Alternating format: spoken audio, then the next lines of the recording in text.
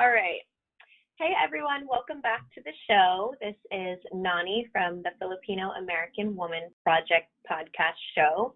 And I have our founder, producer, and other co-host, Jen Amos, here with us. Hello, Jen. Hey, Nani. It's great to be back. Yay.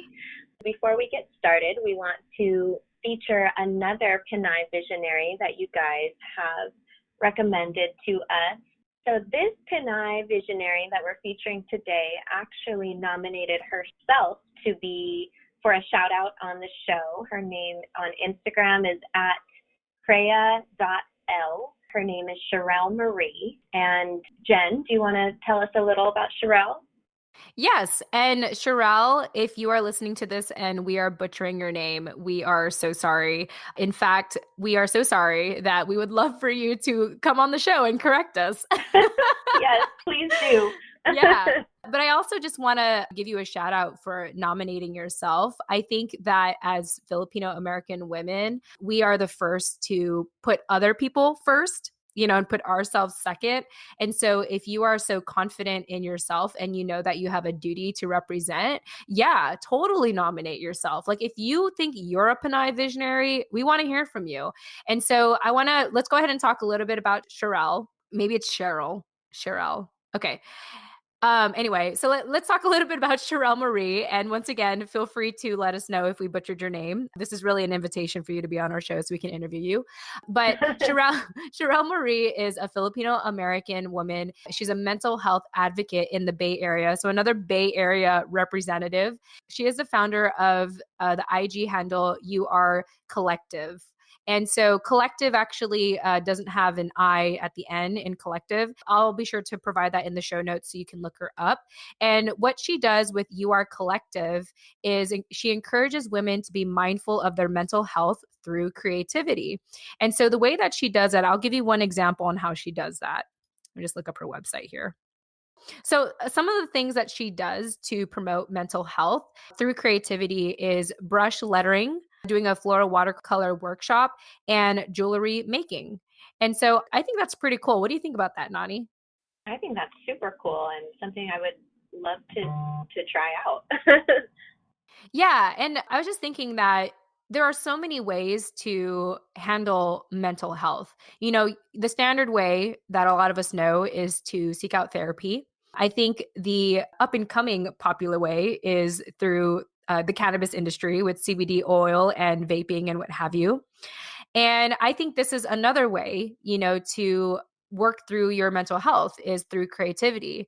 I know for myself, I had mentioned this in previous shows, but this year I found out that I have mild depression. And the way that I deal with it is through podcasting.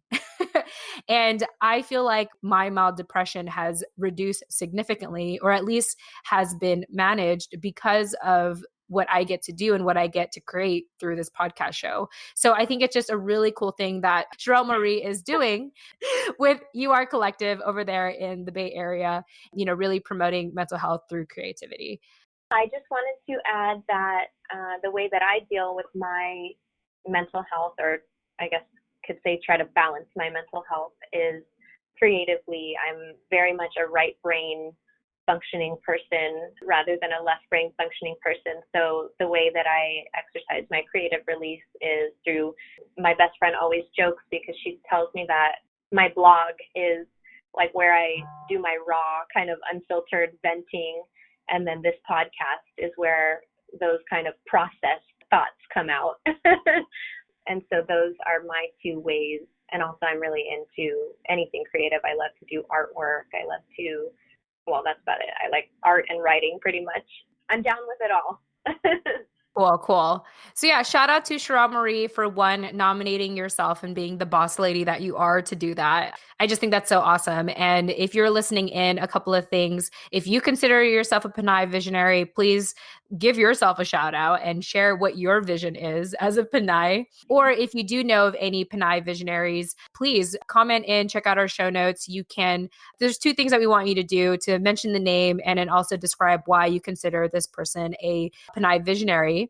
And then I think another thing I just want to add is because mental health is such a common topic on our shows, we would love for you to comment in and share, how do you manage your mental health? Like, are you a creative person? Do you like to read? Do you like to, I don't know. Yeah, just let us know. Let us know what are some ways that manage your mental health and everything. Cause I'm very curious to know. I think everyone has their outlets. Maybe they exercise or they sing or they, what have you. And would love to share a little bit more of that and give you a shout out possibly on the next episode. With that said, happy Filipino American History Month, everyone. And let's go ahead and get started on our episode.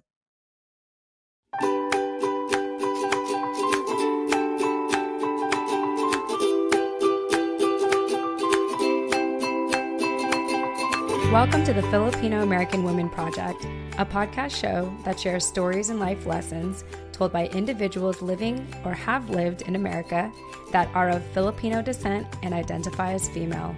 I'm your host, Jen Amos, a fellow Filipino American woman, and I'm excited for you to join us. Let's get started.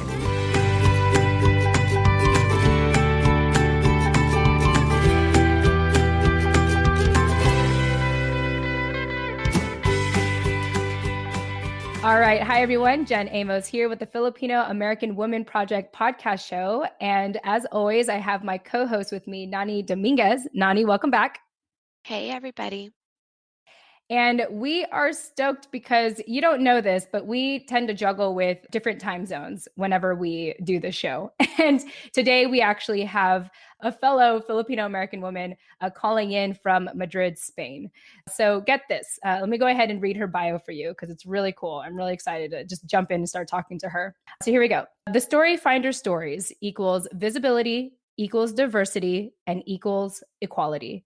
And it's Kay Fabella's mission to lead a movement for women of color business owners who are ready to step into the spotlight and grow their audience of raging fans and paying clients.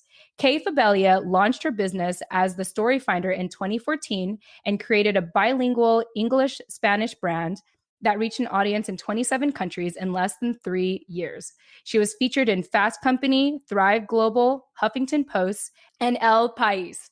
She leveraged her experience as a Filipina-American expat based in Madrid, Spain, to help solopreneurs to Fortune 500 companies grow their visibility through the power of storytelling. She now teaches her simple 3-step visibility system to entrepreneurs who want to learn to grow profitable businesses with integrity, amplify their platform, and reach the clients who need their talents the most. Her first book, Rewrite Your Story: How to Find Who You Are and Thrive After Burnout, will be available this year. Kay Fabella, welcome to the show. Oh my goodness. I think you may be the first person to ever pronounce my name properly on a podcast. It's so exciting. Awesome. I love it. Before I start any show, it's so important to me to ask people how they want me to pronounce their names. If anyone ever cares to be a better people person, there's a book that I highly recommend called How to Win Friends and Influence People by Dale Carnegie. And that was essentially my Bible, going through college when a good friend introduced it to me. And one of the rules it says in there, it says that the sweetest sound anyone can hear is their name. When I was living in San Diego, I was surrounded with a lot of the Latino community. And so they actually would not say my name as Jen. They'd call me Jane. And then they'd call me Amos when I typically pronounce my name as Amos. So I think it's just extra courteous and nice when you ask someone ahead of time, because I could have assumed that your name is pronounced Kay Fabella, but I always like to ask anyway, even if it looks obvious. And I'm glad that I was able to do that for you. Yeah, definitely. And it's funny because I think our whole lives and maybe this is showing our age here, but the telemarketer days, you knew when somebody was not your friend who was calling. It was Mr. Fabella. Oh my gosh. So it's much, much nicer to hear it pronounced properly. And also it's how it's meant to be pronounced in Tagalog. So it's great. Yeah, cool. Well, I'm glad that I had the opportunity to do it. If anyone ever listens to us live, they know very well that I'm really good at butchering names. And so I try my best to do it by typing it out ahead of time and pronouncing it. Yeah. All right, Kay. So let's go ahead and start with sharing how you heard about this project, because I thought it was very interesting how you discovered us. And more importantly, why did you decide to be on our show today to share your story? Yeah, so as I reached out to you, I mean, as we know, we were talking before we hit record today, and I was geeking out. I was like, oh my gosh, like I'm here. I'm actually talking to Nani and Jen. This is great. As somebody who is a podcast junkie, and I think I had a realization earlier this year is as a online business owner who'd been working for myself for about 5.5 years, and I realized that a lot of the content that I was consuming, and even the first few people that came to mind when I was looking for women who were examples to recommend to my audience and to my other clients were, and this is rightly so, I mean, they worked their way to get there, but they were mostly white women. And that was kind of flooring for me, because I was like, wait, but I identify as a woman of color. I identify as Filipino American. I'm part of the problem, not like consciously consuming content. And ever since March, I've been trying to incorporate into my rotation different hosts, different podcasts, different books. And I think I was on a rabbit hole looking for other Filipino co-hosts or podcasts to listen to, just to hear different stories.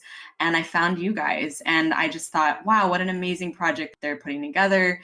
How many stories that I wish that I heard as a Filipino American growing up, who, even though I grew up with other Filipinos, never really could talk about issues of identity openly the way that you guys have been.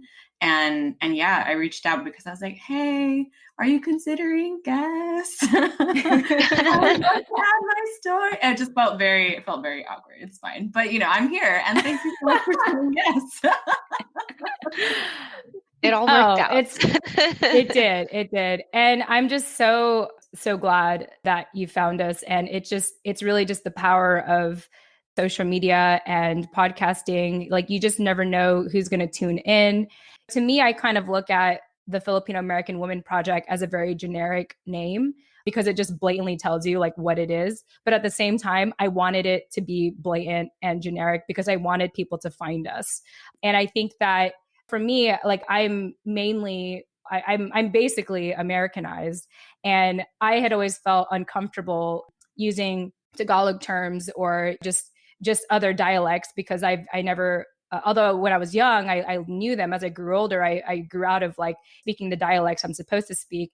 And so when I would see other podcasts out there or other shows where they have like some Tagalog reference, I would personally feel intimidated by it, because I thought, oh, like, I think there's this assumption that if I am involved with this project, like I have to know like some part of my Filipino culture, when I really don't. And it's not the easiest thing to talk about, because I've had situations where people would make me feel so guilty for not knowing my language, or not knowing, like, I should know Tagalog, Ilocano, and I think Kapampangan. I think that's how you pronounce it. I'm supposed to know like 3 different dialects, and yet here I am just speaking full on English.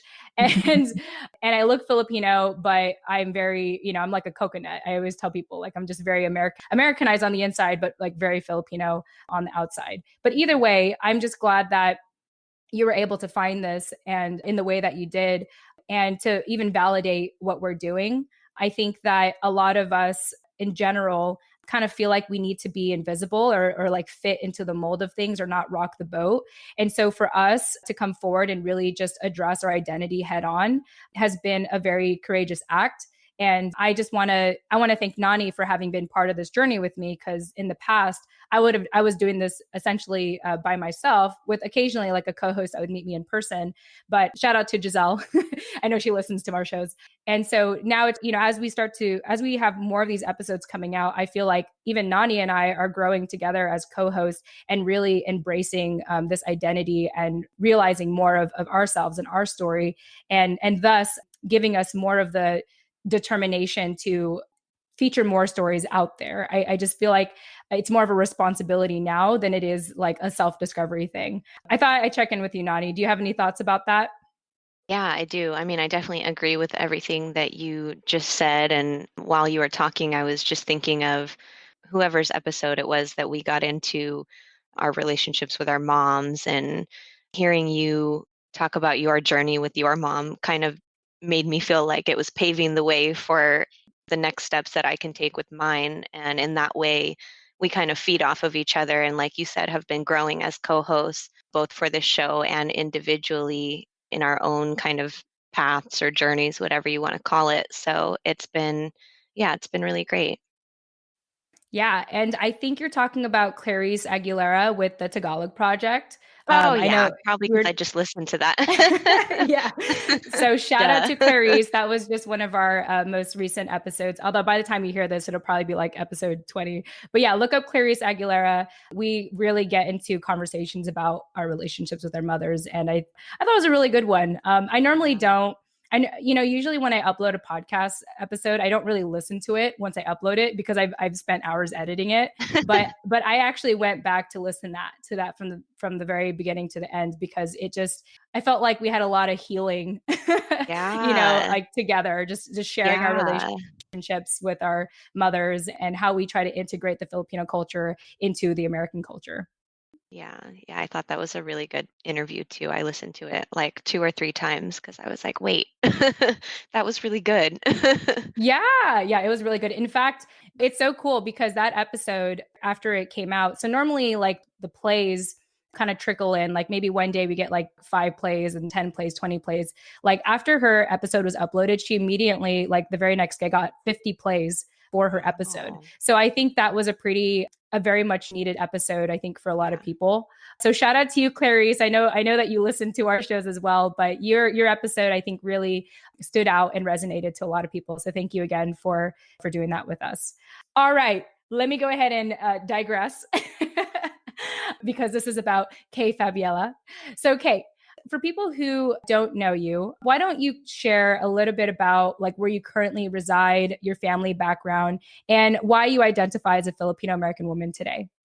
Yeah, so I have had probably like many of the guests on your show and yourselves included. I feel like every year's felt like a long chapter. I would say where I'm currently based now is Madrid, Spain. And it's one of those things where I think, especially when you're an expat, you really connect to your heritage even more because it's reinforced by where you are and where you're surrounded by, especially when it's another language and another culture that you're dealing with. I've been living in Madrid for 9.5 years now at the time of this recording, so quite a bit of time. And I was born in upstate New York. I grew up from age 2 on in Southern California in LA. My dad is originally from Manila, and my mom is originally from Angeles City, so Kapampangan also represent. Hey. Yeah, but it's interesting because I think there are so many different layers to your identity, as I've heard on the show and you ladies as well. And for me, it was, you always get that second question growing up. I think you don't really realize until maybe you're 7 or 8 when you're on the playground. And I had switched schools a couple of times growing up, but you get the second question of where are you really from? My last name is already quite confusing, as we've already determined. And I also have a face that doesn't really look traditionally anything. It can be, when I've been in India, people thought I was Northern Indian. When I've been tan enough living in Mexico, people thought I was local. It's confusing. But that second question, I think, especially when you are 7 or 8 and they're very formative years for you, when you start to realize, oh my goodness, people are always going to ask me the second question of where are you really from? And you start to think, well, why? Why is this something that is so powerful and important for somebody can't you just assume that I grew up a couple of streets over from where we go to school and that's it? And I think initially as a child, I remember having this distinct decision that I had to make when I realized that was going to be a second question I was going to deal with, which was I could either clench my fists and get defensive and get really angry about it, or I could open my hands and just share who I was and share my story. And so I would just say, well, yes, I'm actually really from Los Angeles. Parents are from the Philippines. They've immigrated here. And that's why my last name is not Smith. And then I would just talk about where I came from. And I could see how, whether it was a kid on the playground or somebody I was talking to in a store, the worldview of what they knew was possible expanded just by seeing somebody's story unfold in front of them. And I feel like that lesson never really left me. And I think that as you get older, you start adding chapters to that story, going to college in DC and then working in Boston and then moving here to Spain eventually. The second question still follows me, but now it's been really interesting to see how different conversations in front of me open up, because people then want to engage with you even more. And they're like, oh, I didn't realize that. That's really interesting. Or how did that happen? Or how did that come about? And I've just had some of the most brilliant conversations simply by starting from a place of where are you really from? And if I had decided at that crossroads when I was 7 or 8 to go down the path of feeling very defensive and just closing myself off, I don't think I would have had the life trajectory that I've had and the relationships that I've had since.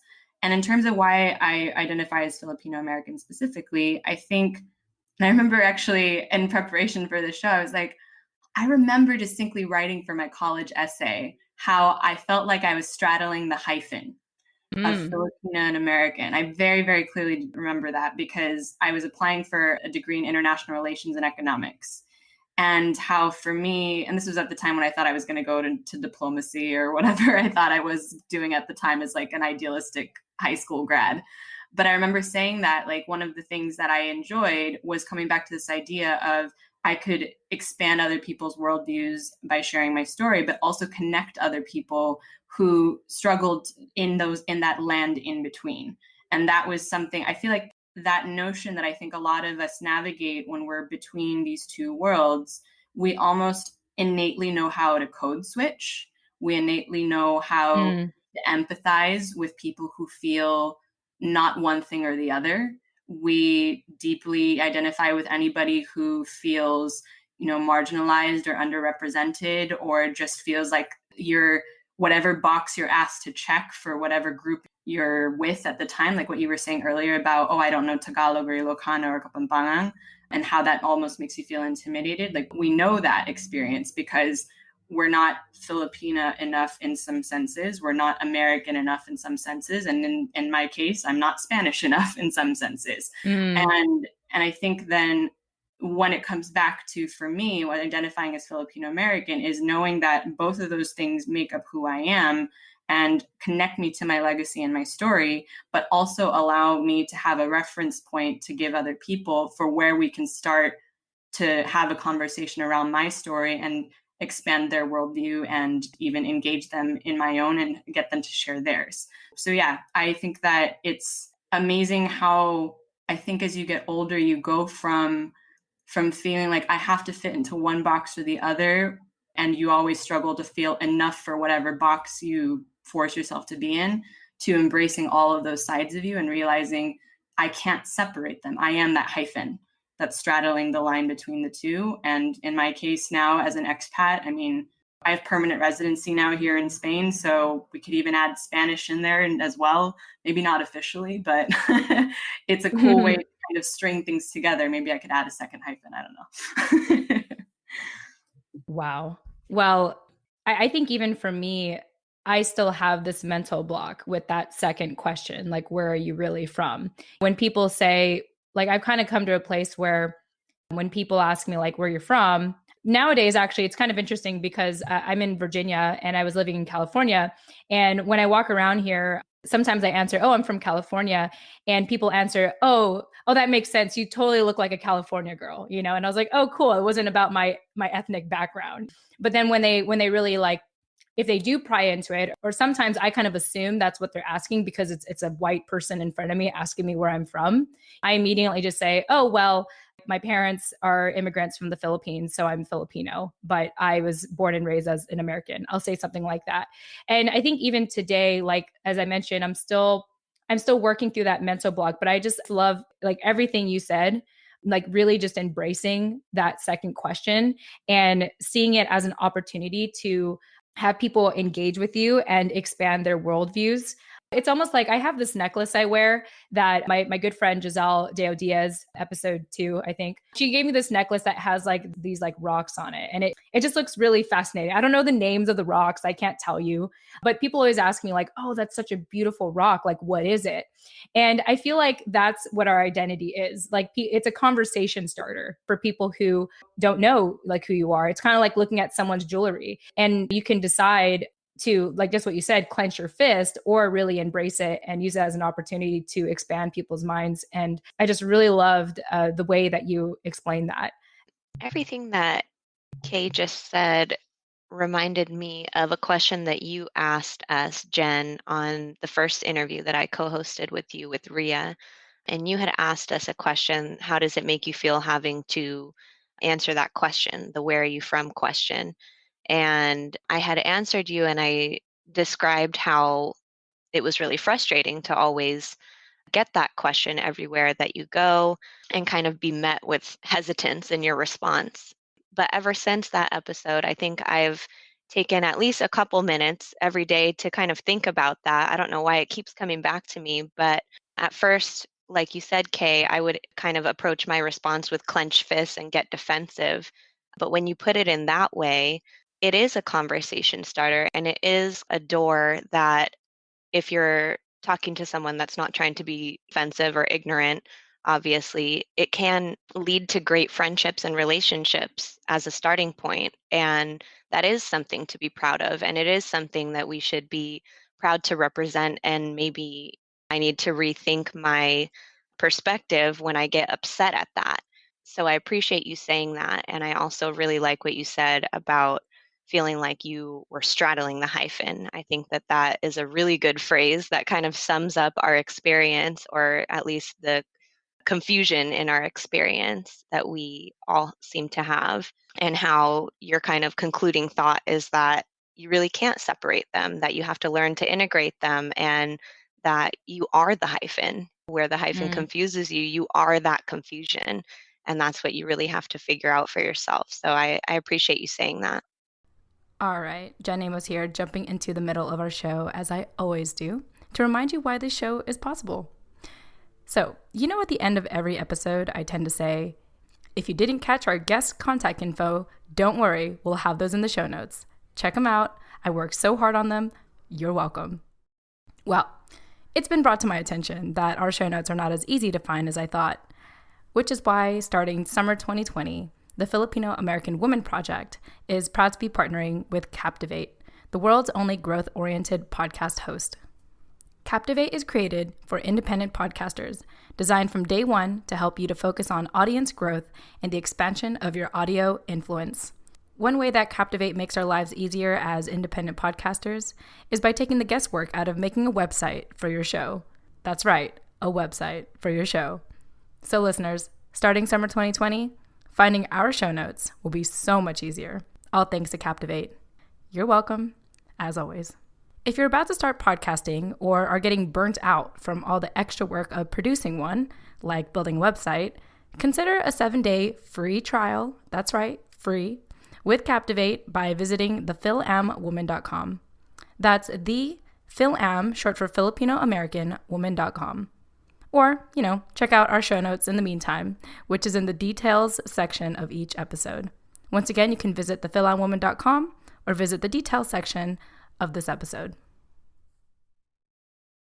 Exactly. I love it. Yeah, it's something I think that with the stories that you're highlighting, with all the women who've been on the podcast that I've had the pleasure to listen to now as a fan, it's giving us a way to navigate to even, I think, beyond just the fact that we've been trying to figure out a way to be one or the other for so long. And you're giving us more ways to not just embrace being in the middle, but also giving us new vocabulary for how all of us have had this shared experience of trying to navigate both of those two things. And now we're allowed to be full selves in that middle ground rather than forcing ourselves into one box or the other. So I've absolutely loved what you guys are doing here. Thank you. Yeah, that's a really good line to kind of define the space in between, I think. So yeah, I like that. I think that's going to be the title of this episode. We are the hyphen. Yes. Yes, that's good. Just embrace it. I want to ask this to both of you, and I don't even have the answer to this right now myself, but why does it generally upset us when people do ask that second question? Like, I don't think I've ever really questioned that. I don't know. Do any of you have any thoughts on that? Like, why initially it makes you upset? I mean, initially, just for me, like on the top of my head, because in one of our previous interviews that we just recorded in the last week, you also had said something about when white people ask you, where are you from, that you always have the inclination to be sassy back and say, well, where are you from? Mm-hmm. And that's definitely something that I do being half white, because I think maybe it's the Filipina side in me that's proud to represent when I'm asked that question, but it's the white side of me that's angry, like, why are you trying to other me? Why are Yeah. you assuming that just because my face looks a little bit ambiguous, not like yours, that I'm from somewhere different? And even if I am, so what? Where are you from? Mm-hmm. Tell us your story too. And that's, like you said, oftentimes a question that a lot of them can't answer or don't know. Yeah, I think that it's funny because I think, at least initially for me, as you're saying that, Nani, the defensiveness of wanting to kind of address all in one question, like why am I even being asked this question? It already Yeah. means that we're unequal. I think that could definitely strike a raw nerve for people. I know, as I've worked with not just other Filipinas but also other women of color, it's something that strikes that's something, it's a common vein that in all of our experiences. And I think there's also the part of identity and belonging, which when you're straddling the hyphen, as we're now calling this episode, it feels awkward and uncomfortable to have that trigger constantly reminding you that you are not from here, or you are, for some reason or the other, like, I get to question whether you're allowed to be here. I think that's Right. I think that's probably why a combination of those two things. That's a lot to unpack in 2 seconds, but when it becomes your reality in almost every conversation that you have with a stranger, it could get frustrating. I'm saying this from a place of, I could either, like all of us, embrace and accept it, or budget my outrage, I guess, and take it a step at a time, because there are plenty of other things that we have to deal with and fight for. And I choose to use that as a way of conversation. And yeah, but I think initially the reason why I used to get defensive as a kid was because I'm like, well, why aren't you asking so and so next to me? Or, what does it What made mean you ask that, me? exactly, what does it mean that you're singling me out as different? And you're aware of that even from a young age. And I think that might be why, for Jen's question, that we feel that way. Well said and well explained, and something that even I feel like I still need to unpack. And I think when I try to be sassy, I feel like it might be like a defense mechanism for me. I know we had an interview with JL Umipig in recently, and she said that, when people ask me like where you're from or what are you, her response is, well, do you have time for me to explain? because because it's not an easy cookie cutter answer. But what I love about having this conversation with you, Kay, is really encouraging all of us to create this new vocabulary and new language about how we answer that second question. I've never heard it that way before. So it kind of really opens up my mind. And I even think I'll be contemplating about this just moving forward, of like, what words can I use? How can I respond to people? And how do I do it in a way that like adds to the conversation, but doesn't like minimize me and my identity like in any way? That's where my mind is going right now as I'm processing everything we're talking about. I love it. I think it's a valuable conversation for all of us to have. I mean, at least for me, as somebody who's now an immigrant like my parents, I can jokingly say here, I'm like, oh, I'm originally from Los Angeles. My parents are Filipino, and immigration seems to run in the family. It seems to be genetic. So here I am in Spain.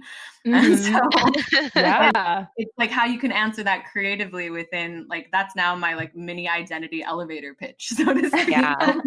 Right. I love Like, it. how can I get this into one sentence? It's taken practice. But yeah, you'll get there. And I think it's a good thing for all of us to consider. And I think hopefully anybody who wants to engage in this, even with any of us afterwards, to have the conversation, it's when we collectively brainstorm together that we can determine how to assert ourselves, like you said, without diminishing or tokenizing or otherizing ourselves even more. It's something that I'm happy to continue to engage on with both of you and with anybody who's listening.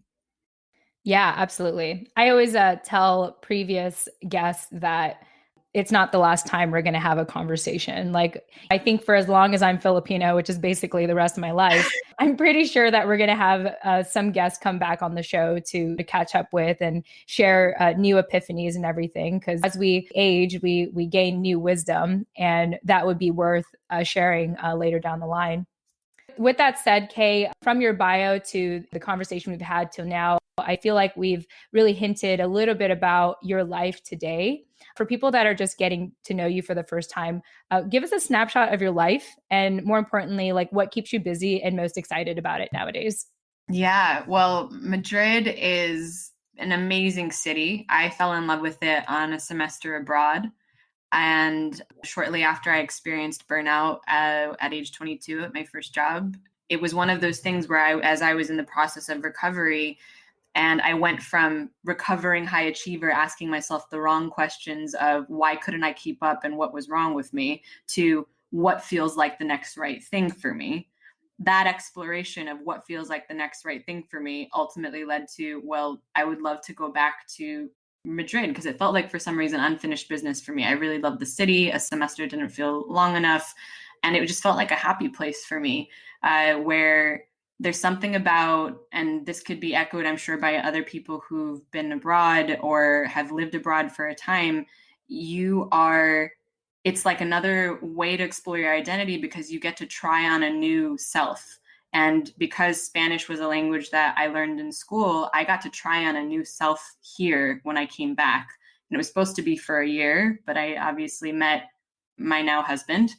So I'll be here for a little while. Oh, nice. But I think that a big part of what drew me back to Madrid was I felt connected to this exploration of how can I engage with others, and how can I try on new words, how can I try on new vocabulary in another language, and as a living, breathing thing that allows me to connect to people. I used to see, as I was gathering vocabulary and learning Spanish and getting fluent, as me leveling up in a video game. Like, oh, now I have that mushroom for the Mario Brothers next level. Like, and then what was it? The wings that then made him fly. Like, yeah. I don't know what they're called, but I know exactly what you're talking about. Yeah. Okay. Yeah. If anybody is more into video games than I am, clearly you guys can correct me later. But I felt like every word, every bit of vocabulary that I got to try on allowed me to open up, again, like another way for me to connect with the person in front of me. And so there was something about Spanish where, even, and this may be from growing up in Southern California, I didn't realize that the stuff that I was learning in school until I walked into a Spanish supermarket, how much that was actually more than just another thing for an exam. It was another way to open myself up to another set of cultures in this case, because Spanish is so widely spoken. And so I kind of kept going with that. Even as my husband and I were dating, I kept learning, I kept growing. I was teaching English. I was meeting other expats. I was practicing wherever I could.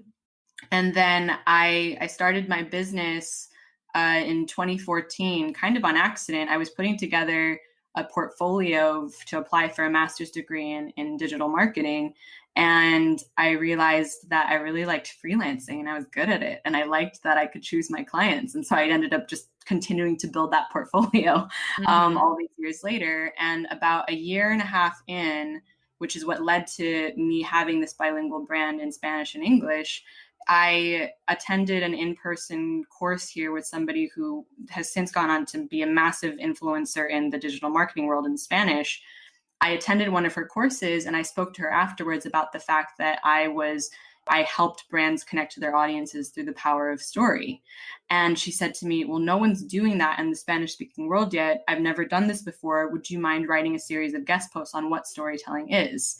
And I didn't really think anything of it. I was just like, sure, absolutely. I'm happy to add my insight. And that article still continues to drive the most traffic to the Spanish side of my site. It collapsed my site the moment that it went live. And that has since had me cited in, imposter syndrome much in your second language about a topic that I'm still learning about. Like, okay. And I remember thinking, oh my goodness, like I have a unique position here to educate an entire side of the global population that speaks this language or that clearly wants to learn about this topic. And so I became a Spanish speaking expert on brand storytelling for like 2-3 years, which was very, very strange. I mean, great. Wow. It was amazing and humbling, but it was also something that I realized how much hunger there was for connection. And in this case, it was related to people who were getting into the online space, who were trying to grow their audiences with all the options for social media, all the options for putting, their website out there or investing in Facebook ads or whatever it happened to be. And they're realizing it wasn't as simple as kind of a spray and pray approach to marketing. It was, you had to be more strategic and you had to connect with your people around an emotional level. And so that kind of led to the business that I have now. And again, as I think as business owners and as people, we already evolve a lot, but as business owners, I think even more so, especially for me, because I was constantly engaging with different business owners and hearing their stories and helping them find their stories and put themselves out there. I actually made the hard decision last year to walk away from my Spanish speaking brand, just because I realized, as somebody who was working with so many different clients from different parts of the world, I just felt that it was draining my energy to not just write in a second language, but try to translate what they were saying into a language that their audience would understand. And I just decided that wasn't the direction that I wanted to go. And so I closed that brand up last year. Wow. I still continue to operate in English, and that's actually freed me up to work with almost exclusively English-speaking clients and occasionally a Spanish-speaking client who needs translation to reach an English-speaking market, which is fascinating. But yeah, I think where I'm moving now was kind of what prompted me to start listening to your podcast, among others. It's this idea, this notion that as I've dug into so many different business owners' stories and helped them reach their audiences, I started to notice that I look to my left and I look to my right, and online entrepreneurship is supposed to be the ultimate equalizer for opportunity, where you could literally from here to tomorrow, publish a book, open a website, start selling a product. And I was still seeing lack of representation. I was still seeing very, very few examples that I could look up to in the online space. I mean, one of the few people that I saw was Joy Cho of Ojoy as like a creative entrepreneur that I could look up to, who was Asian American, and even less women of color in general. And I realized, well, my superpower is helping people connect people to their audiences as business owners through the power of their story. But isn't it also the fact that I need to help them find their identity to then help them show up as the first of their cultural or ethnic or social group, even if the world doesn't mirror them back? Because the big part that I learned is, if somebody like me, whose second language was Spanish, who still saw every piece of vocabulary as grabbing Mario mushrooms to like get better at improving, and still managed to get visible to 27 countries in less than 3 years. Imagine what it would be like for other people who have something to share, who are looking to make a bigger impact, but for one reason or the other, they're feeling held back because they look to their left and they look to their right, and they're like, well, I don't see people who look like me or love like me or live like me as examples of successes. So obviously I can't hack it or I can't make it. And so where my business is moving now is the mindful connection of helping those business owners who've been shouting into a microphone to plug in their amp and help them reach their people, so that they can lead the change simply by being visible and showing up in across every industry possible, if I can help it, to get their story out there. And that's what's most exciting for me now, is using stories to help not just visibility, but representation in the online business space. Wow. There's a lot of, I'm so impressed, first of all. And I just feel so much for like everything that you said. So my professional background in my early 20s, I've always like struggled with holding down a job. So I was fired from 4 jobs consecutively. Like the first 4 jobs I ever had in my life, I was fired from it. And then in the recent year or two, like before my husband and I moved to Virginia, I picked up this job, like an admin job for like 10 months. And then I ended up quitting like just on the whim. It was going to happen anyway. Like there's a lot of things in the office that was becoming toxic. But I remember after my 4th job, my best friend said to me, and I was like, every time I got fired, it was never easy. Like I would just bawl and cry and just feel like, I was like, man, I have this college degree and yet I can't like hold down a job like I'm supposed to. And so my best friend said to me, like, Jen, I don't think you're meant for a job. And so luckily at that time, I got into sales, and getting into sales in my young 20s was a very interesting experience because it was really bad. I just remember like how I did such an awful job selling people. I like guilted people into like, purchasing my stuff. Like I had some colleagues that I worked with that were just like mainly men that I was looking up to that were very just money driven. And it was really difficult, but it propelled me to start my own online marketing agency back in 2013. I basically closed shop in 2018. So just about a year or so ago when we moved to the East Coast, because I have a whole other transformation after that, which I can probably get to later.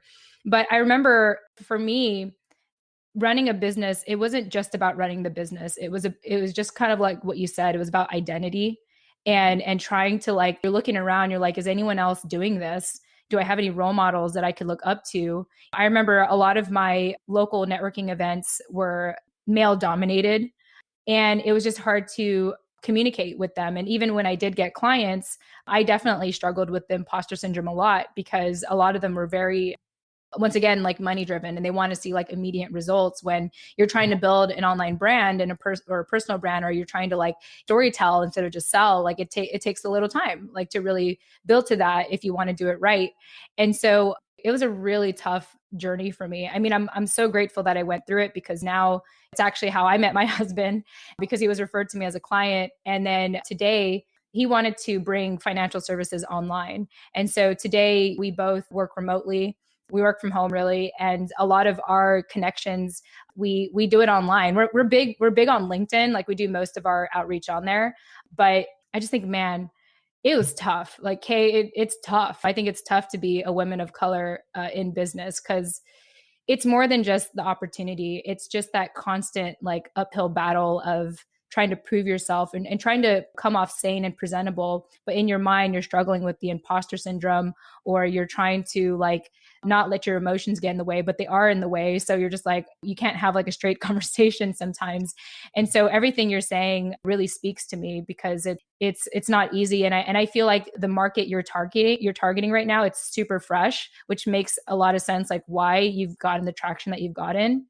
And I think it's just such a gift to know that there's someone like you out there that are helping women of color business owners just discover their own identity and tie their identity into the story that they're trying to tell through their business. So I'm just extremely impressed. And had I known you back in 2013, I probably would have maybe got into debt just trying to like work with you and, try to get you to help me craft my story, because I still got in debt anyway, like I was going to get in debt anyway. Cause I think for a lot of women of color who get in business, they don't get an inheritance. They don't have connections or resources. They really don't. I look at my own family and none of them were trying to build a business in the way that I was trying to build it. And of course they weren't, because they built this stable foundation for me, which I'm eternally grateful for. But like, I didn't have those resources. I had to seek them out, and I had to seek them out often in male dominated areas or people who were much older than me. And so, man, I mean, if you were in my neighborhood at that time, I would have clung on to you and be like, hey, it would have been so awesome. And I just want to applaud you for what you're doing. It's a beautiful gift that you have. I think one, because you were able to overcome that hump of whatever you needed to go to get to this place in your life to help other people. And your hard work doesn't go unnoticed. So I just wanted to say that.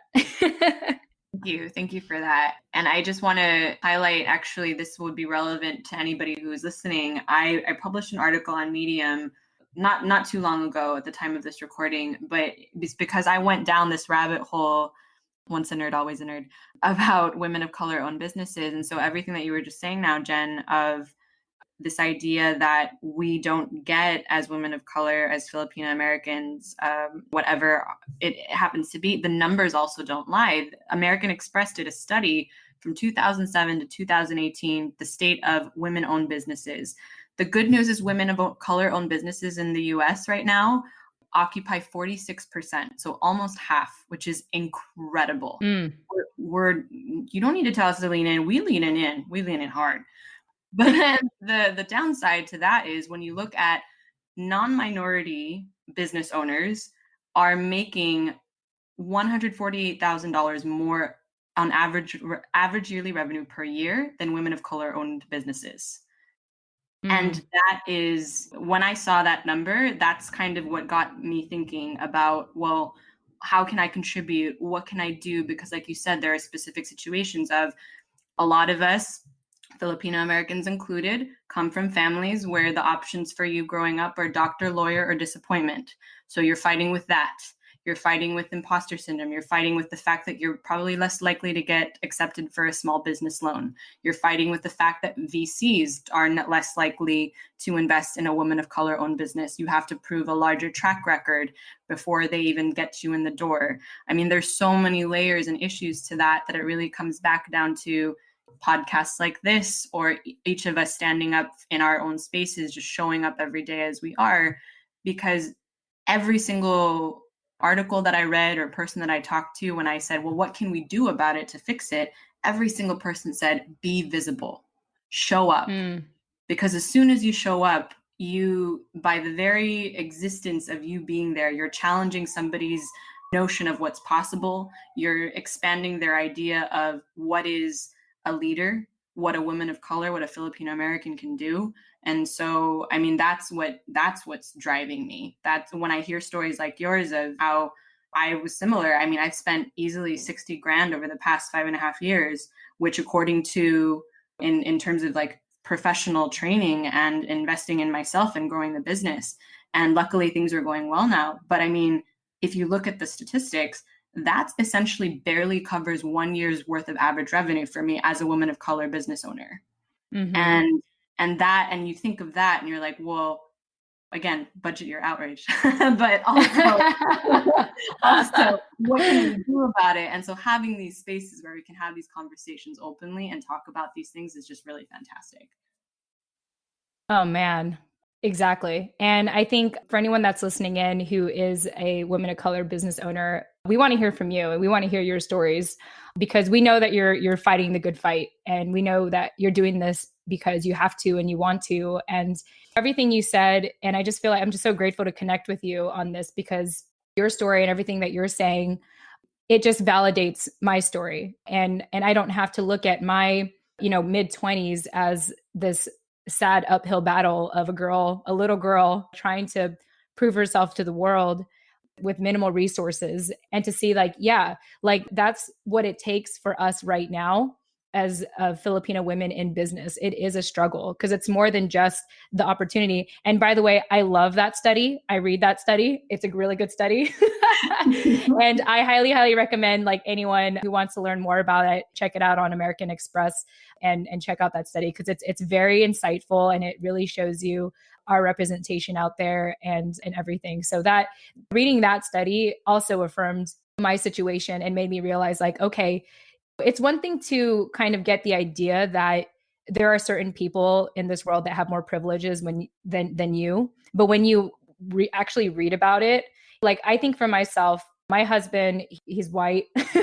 he's a West Point grad, and he was a previous Army officer. And it blows my mind to see how easy it is for him to make connections with really quality contacts that can get him places where if it wasn't for his connections, I mean, I bring organization to the business, so he can get a lot of traction, but if he can't retain it, then it makes no sense. But I mainly run operations with what we're doing, and that's how we kind of make us look like a functional business. But right now he's really the dog and pony show, we always call him, for our business, because for whatever reason, connections and getting that attention really come easy for him. Where for someone such as myself, I wouldn't have the same connections as he did. And even if I do make connections, it's usually with people who are in the same boat as me. And so it's really an uphill battle for all of us. So it is a very interesting conversation that I want to keep it going. I mean, not forever on this episode, obviously, but I think it's worth discussing. And if any of our listeners can relate to this, we'd love to hear your thoughts. You can email in, you can leave us a voice message, you can DM us on Instagram. But if you feel the same way, we'd love to hear from you, because we also need to have your story heard and really normalize these conversations, so that for anyone that does want to pursue business or even freelancing or what have you, or have a side hustle, to know that these challenges are normal for us, and that you can get help and you can get support. I think it's great that it sounds like you've really found your niche, Kay, and that it's going well for you. And I love that not just are you helping brands to connect with their audiences through storytelling, but you're also taking it an extra step further and helping them to navigate then thereafter. Once you get them there, navigating as businesses of color in kind of uncharted territory. I think that's really, really great. I do have one question for you. We talk a lot here on this show about Filipino Americans and their experience living here in America, obviously, and like the whole colonial mentality thing. What is that like as a Filipino American living in Spain? Because we were also colonized by Spain. And what is the dynamic, both in your professional life and your personal life, that you found? I mean, it's just really interesting to me that after spending a semester there, that you wanted to go back and that you've made a life for yourself there. So I'm curious about that. Yeah, definitely. So that I mean, the irony is not lost on me. I had the wonderful opportunity to travel to the Philippines with my Spanish husband. Cool. I want to say, when was this now? 2015. So 4 years ago now. And I remember we visited Manila, we saw Intramuros. And so he saw like where Emilio Aguinaldo had to like walk to get executed and all of these things. And it was just so interesting to me to be able to kind of show him. My husband is probably the most woke Spanish man possible because of all the conversations that we have. But it was just so interesting to be able to share that part of the history and show him I talk all the time about how messaging, it's my job as somebody who helps with stories and messaging to almost anticipate, like look at what's available culturally and see how we can project you as a brand or a business owner into the future. And how much of that, the more that I work with businesses, comes from identity and messages that you've inherited. And so when you add the colonial mentality, like I show him, I'm like, imagine what it was like knowing that the history of our country can basically be summed up as 400 years in a Catholic convent and 50 years in Hollywood. I mean, no wonder we're confused. No wonder we don't have a strong identity to stand on. And he kind of like nodded and listened and was like, wow, I never really thought about kind of the far-reaching after effects that can then have on an entire people and what that then means. And then there's also the additional thing of being here in Spain, where traditionally a lot of Spanish, like not even wealthier Spanish families, because the wages here are much lower in general, but they can have caretakers at home. And so there are quite a few Dominican, Colombian, Haitian or Honduran, as well as Filipino caretakers. And so even just, I'll kind of poke fun at it occasionally, but I've noticed that on a personal level, maybe whereas in the US you could kind of get away with like rolling out of bed and putting on sweats and heading to the grocery store, I feel a need to want to dress up a little bit more, weirdly enough, so that I don't get mistaken, because I've been mistaken for a caretaker before. Wow. Which is, that's a whole other episode to unpack. But it was something for me where it's one of those things where I keep repeating this, but like budget your outrage, you see that when somebody's perception of you then becomes not only what they've assigned to you, but also through the limited narrow lens that they know Filipinos to be.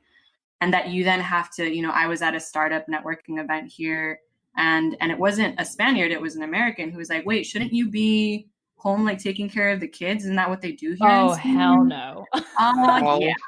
Oh, yeah. Yeah. I've been keeping all these stories, best believe. She's like, budget your outrage. You must have like really, really embodied that. You must have like a storage of all your outrage somewhere out there. I mean, I've been here 9.5 years, girls. It really does add up. Oh man. Wow. Oh man. but for you to be able to function, it just like, and that was the thing, like I have seen these stories and I have lived these things. I have been, because my face kind of is most, if you look at me closely, you can kind of place me as Filipina. If you look at me very quickly, they just think everyone who's Asian here is Chinese. And so they'll just like, I've gotten the, like, I'm walking around in the street and somebody be like, Kita China, like, get out of the way, Chinese girl. And again, I'm saying this, I can count on two hands exactly how many times things have happened to me, because by and large, my experience here has been incredible. But when you have those experiences, you realize how much further this country has to go in terms of immigration, because 50 years under a dictatorship the dictator died in 1976, 1977. So they were basically an isolationist country for so long. And really, I don't think immigration and what we've gotten to experience in the US has really taken hold here as much as, like, there's not as much of a wealth of, oh, I see all of these different ethnic groups and cultures visibly as people who are business owners or business leaders. I mean, they've still got another 40, 50 years for them to catch up. A perfect example of this is my mother-in-law went from washing clothes in the river to WhatsApp in her lifetime. It's just mind-blowing. That's a crazy thought. It's mind-blowing. And so I think of that all the time. And so again, it's from this place of, anytime I have a myopic experience, we'll say, from somebody who decides to assign an identity to me unfairly. And again, I say that I'm very privileged in that I don't get to experience that on a daily basis. But I will say that it makes me much more conscious of not only how I carry myself and how I show up and how I feel like I'm, maybe fairly or unfairly, I feel like I get to represent an entire group of people and challenge other people's notions just by showing up and sharing who I am. But it also makes me wonder, how can I do that for other people here? So when I meet like Filipinas in the street, or when I get my lumpia fix at this one really great place that's like 2 metro stops away, and I'm so thankful for it. Just by exchanging words with the waitresses, or just talking to people who are based here, and they see that I'm here and not by circumstance but by choice, that's also powerful. So I'm in this weird intersection between with my in-laws and my husband and anyone who I know who's Spanish. Like, I'm just by talking about what I do and what I do on a day-to-day basis, I'm knocking down unconscious or conscious biases that they may have just by showing up, because they see me as a full human, as a full individual.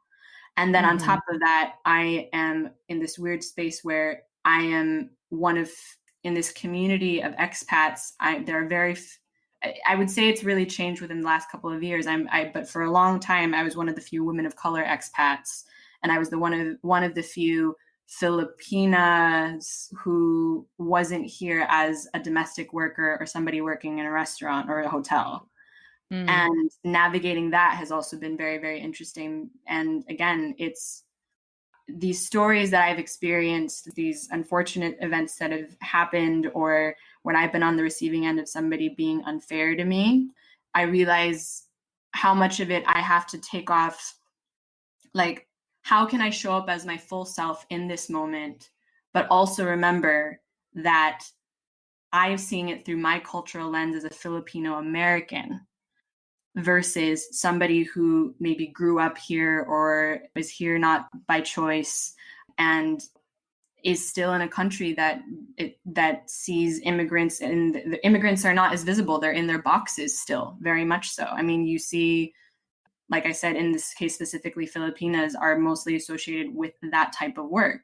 And I don't know. I mean, it's a lot sometimes. I mostly just rant about it to my husband, and I'm like, and luckily he's one of the most patient people and woke people that I know. Like, the fact that he was so excited when he works as an IT consultant for a French bank. And he was so excited when a Filipino joined their team as an IT consultant, because he's like, I have things to talk about with him. We can talk about sisig is my favorite dish. Oh. And that's what, again, like, even though I can get outraged, and even though there are days where I'm human, and I wish that there was a blueprint for a Filipino American living in Madrid who's running a business and trying to do all these things. It doesn't exist. I know it doesn't. It's too much to ask. Yeah. But when I see people immediately, like my husband, and just from probably like, what is it now? I've been here 9 years and we've known each other 8. Just 8 years of listening to me and how he's changed and how his family's changed, and how just by seeing me showing up and experiencing things and being open about my experiences with him, and how that's changed how he moves through the world, and how the people around him are also changing how they operate in different situations. And that gives me hope. And I think that's what I have to hold on to at the end of the day, is as complicated as these questions of identity are for all of us, just by showing up and talking openly about it with people who are willing to listen and genuinely want to know how to help. I think it's been one of the most rewarding things. And that's what I hold on to, even the days that I just throw my hands up in the sky and go, why? Yeah, well, if you ever want to rant to anyone else, I'm here. I'd love to hear about it. I've always been really curious. My first trip to the Philippines is going to be in January, and I've been thinking a lot about how I'm going to be received there, because I don't look Filipino at all. But my next trip that I'd want to go on, just out of curiosity, would be to Spain for that exact reason. So yeah, definitely curious about that experience. For sure. Well, whenever you come through Madrid, one of the other things that we did not have time for on this podcast today was my last job before I started my business was as a food tour guide. And y'all know. Yes. That may speed up my plans a little. I know. Nani, we need to plan this out together. We need to go together. Yeah. No, I'd so be down. Noted. I think we have big plans for traveling next year. At least I do. Yes. Yes, we do together. Yeah. It'd be so fun. I feel like out of this entire discussion, the biggest thing I feel is just this sense of responsibility, more than it is a burden, to really represent ourselves and really find the verbiage and the language to keep showing up. I think that's like the biggest thing. And I feel like, Kay, you've been so articulate and eloquent in how you've been describing your whole experience as a Filipino American woman - Spanish. I don't know. And I feel like that's what I'm really getting out of the show myself, is when I learn from other people's stories, I pick up little phrases that I can use. Because even till this day, I'm 31, like it's really in the last couple years where I've really started to delve into what does it mean to be a Filipino American woman. And it's still like, sometimes I still get my tongue tied. It's still hard to explain. And that's why I love storytelling, and no better to have this discussion with than you, because I think we all learn best through storytelling. And what I'm just trying to say also is how grateful I am that we have the privilege today, in today's time and generation, to have these conversations on a medium such as podcasting, to really explore it together. And it's my hope that we can figure this out together, and we can grow together and find the right words and language to move forward. And kind of going back to what we said at the beginning, like, how do we approach answering that second question that we always get asked? I wholeheartedly agree. I think that, it's amazing what you ladies are doing, offering the container for this conversation, because it's so needed, especially for, I think the thing that really struck me when I was doing this research on women of color-owned businesses was whenever I asked them, hey, could you refer me to another person so I could understand more about what I can do to help? And they often were the only one in the room and the only one in their industry, or only one that they knew, even in their online business circles, that was a woman of color. So they had no one to refer me to. So that really stuck with me as well. Like, knowing that there are places where you can unless we know how to connect with each other, we all feel like we're navigating this identity crisis. I don't want to call it crisis, but journey alone. But it's when we share our collective experiences in a proactive, transparent way that we get this vocabulary that you're talking about. It's one of the reasons why even I'm about to, at the time of this recording, I'm about to publish my first book. And one of the first things that I remembered thinking as I was writing this book is, like what you said, we have such a privilege that we get to live in a time where we can share our stories. Like, there's no barrier to entry for us to share our stories. And even when I was selecting the category on Amazon, and I realized that under ethnic memoir, there's memoir, and the subcategory was ethnic, and underneath the subcategories for different ethnic groups, Asian and Asian American wasn't public on the Amazon page. Wow. And I realized that that's because of two reasons. We are either isolated and we don't share our stories. So we don't have these collective conversations like what you're creating here on this podcast for us to actually talk about our experiences in this way, or there's not enough demand for our stories. And so that's why, again, it comes back to like what you so beautifully put of there's this responsibility that we have to lead for others by showing up as ourselves for the representation that we want to see, instead of waiting for somebody to give us permission to, oh, so-and-so did it and they look like me, and that gives me permission to also move forward. No, we have to be that person. And as crappy and lonely and strange and awkward as that journey may be sometimes, I mean, knowing that we now have podcasts like this to listen to when we want to feel a little less alone and a little more enough, I mean, that's what's going to guide us forward in lifting each other up. Yeah. And I just want to add to that. I want to speak directly to our listeners. For anyone that feels like they want to share their story, don't wait for someone to ask you. Don't wait for permission. One thing I love about what Nani and Marjorie and what Kay has done is they actively reached out, and even Nicole Cruz, they actively reached out and said, I want to get involved with this, or I want to share my story. And for anyone that's listening, I don't want you to think that you have to wait for someone to tell you to share your story. Like, you can DM us on Instagram and say, I want to share my story. Like, I should be next on this interview.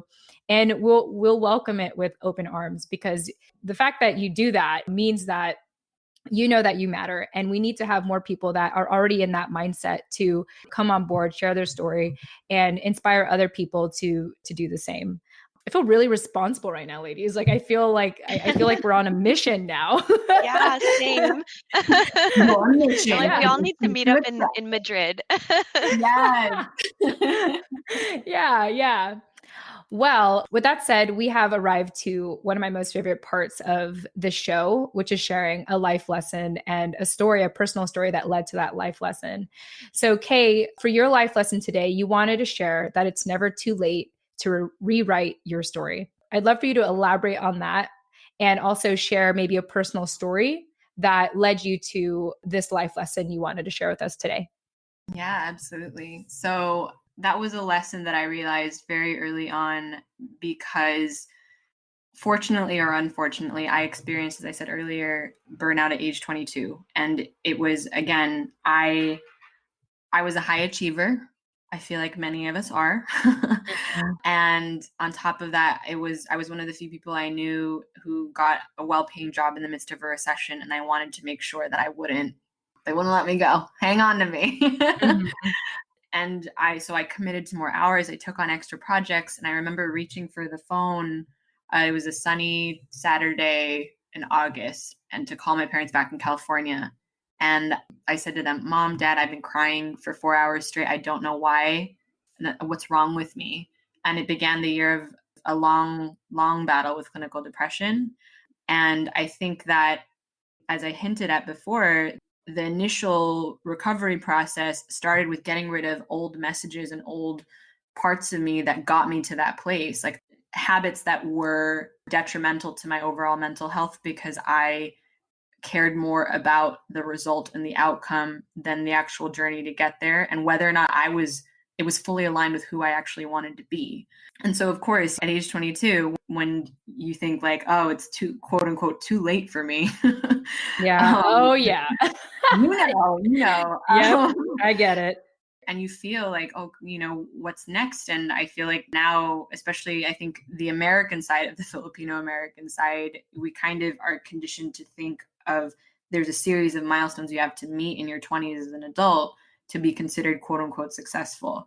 And so me going through that exploration process that eventually ended up on this long, crazy journey that ended up with me being in Spain.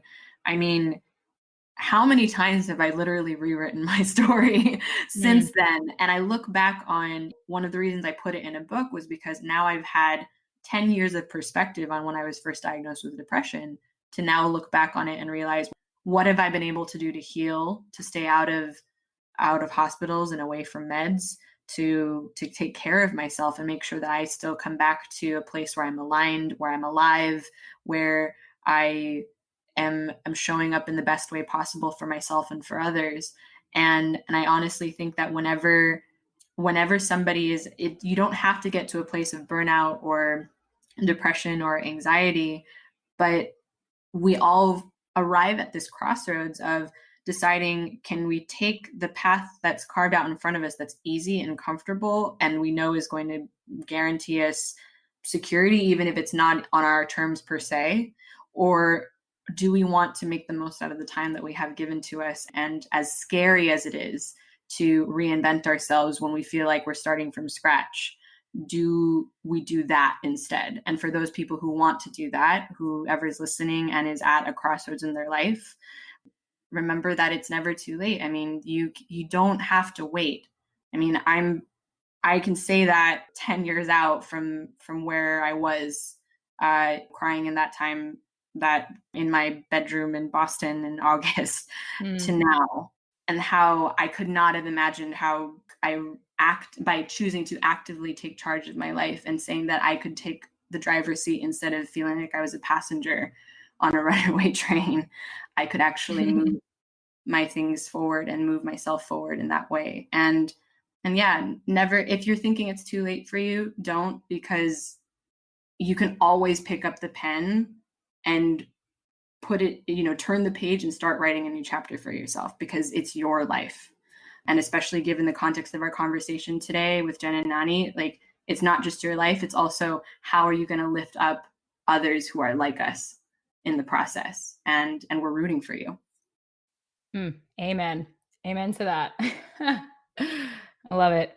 Man, I totally remember like in my young 20s when I felt like it was too late. I got this degree and I was like failing one job, getting fired from one job after the next. And I just already just felt like a failure in my young professional life. And I feel very grateful because fast forward to today, I enjoy rewriting my story every day. I love how every day is just like a new chapter, that I think it makes it even difficult for me to consider going back to a job, because if I work a job, it's like, I always feel like when you're working, you're trying to build up towards something. But when you're in business, it's really up to you on how much you want to build something or if you want to start something new. And I like being able to do that. And I think especially with who we are as a hyphen, like live in the hyphen, it really is about reinventing yourself every day and rewriting your story, or even refining your story. And in a way that hopefully one day all of us can hear that one story where it makes us not angry anymore. Where we don't have to budget our anger, as you keep saying. And I think if we can all collectively do that, refining or rewriting our story, however you want to do it, there's going to be that one story. And I really believe that that's going to happen one day, or maybe a collection of stories that will lead us to that point where we don't have to be angry anymore. I am just so grateful to talk to you today, Kay, and I feel like we could go on talking forever because everything you say, I feel like speaks to something that I'm feeling or have felt really strongly in the past before. The whole burnout thing is definitely something that I've experienced and that I feel like I'm just breaking the surface in coming out of, and just starting to kind of get the ground back under my feet again. And like, I'm starting to recognize now the power, my own power to be able to do that, to turn the page and just start writing a new story. And I'm really blown away at how simple it is, because in your mind it's such a big struggle, such a big internal struggle that seems like at times there's no answer to, and like it's never going to get better, but it's such a simple answer. You just take the wheel. So I appreciate you kind of just outlining that experience for us and sharing that with us today. Thank you. Well, ladies, we covered a lot today. And just like what Nani said, I feel like we can talk forever, but we all are in different time zones. So someone is probably falling behind on something already. So let's go ahead and wrap up. And for any of our listeners that this show had resonated with you, as always, because I'm such a nice host, there are so many ways you can get a hold of us, and you can check that out in the show notes. Or you could always DM us on Instagram. We're pretty active on there. But Kay, do you have any closing thoughts for us and for our listeners? I mean, you hit it on the head. I feel like, what haven't we talked about? It's amazing. I honestly think it's just find ways, whether it's through this podcast or reaching out to other people or just sharing your story more openly with others in a way that you can engage actively and invite others into the conversation, because it's just by showing up, it's just by sharing who you are, that regardless of whatever you may be feeling, whether it's anger or outrage or not enoughness, if that's even a word, know that you're not alone. Know that there are others like us who are here, who are living this, and who, whether our experience are exact parallels to each other or not, we've got your back. If we can collectively continue to inspire each other by showing up and sharing who we are across every arena, every industry, it's what's ultimately going to move all of us forward. And yeah, I'm super grateful to be connected to you two ladies as a fan of the podcast. And I look forward to continuing to listen to all the stories that are here. And my virtual door in this case, because not all of y'all are in Madrid, is open whenever you guys want to talk about these things, because these conversations are what I live for. They're so enriching and they're so insightful and inspiring. They help us give a voice to struggles and through our joys and our collective experiences in ways that we aren't able to articulate otherwise until we have this container. So no, you're not alone. Yes. And speaking of virtual doors, how can people get a hold of you, Kay, if they want to learn more about the amazing work that you're doing and even just to connect with you overall? Yeah, well, I was going to say you guys are active on Instagram, but I deleted it a year ago, so not there. Oh. Okay, that explains things. That really does, actually. That actually does. But I'm at kayfabella.com, so that's the best way to get a hold of me, and subscribe to my newsletter. And I talk about, obviously, especially for business owners, but for anyone who wants to be a leader who has a message to share. I share all my insights there every week. And if you want to get your hands on my first book, and yes, my face is on it. It's very important that my face is on it for other Filipino Americans like us. It's at rewriteyourstorybook.com. And I talk about everything that I've learned since burnout at age 22. And hopefully for anyone who's at a crossroads, you can learn from the lessons I've gathered on my journey. Very, very cool. All right. Well, there you have it, everyone. I want to thank Nani Dominguez for co-hosting with me as always. Thank you, thank you, thank you. Yes, you're welcome, welcome, welcome. And I want to thank you, Kay, as well. Can't thank you enough for just this time that we've spent together today. And I know this will be really beneficial for our listeners. And once again, to our listeners, if you want to get a hold of Kay or get a hold of any of us, you will just check that out in the show notes. I'm super generous. I provide all that in there for you. So please take advantage of it. I put a lot of thought into those show notes. So, just keep that in mind. At least check it out just to humor me. But yes, thank you all so much. And we look forward to speaking with you all again in the next episode. Tune in next time. Thank you so much.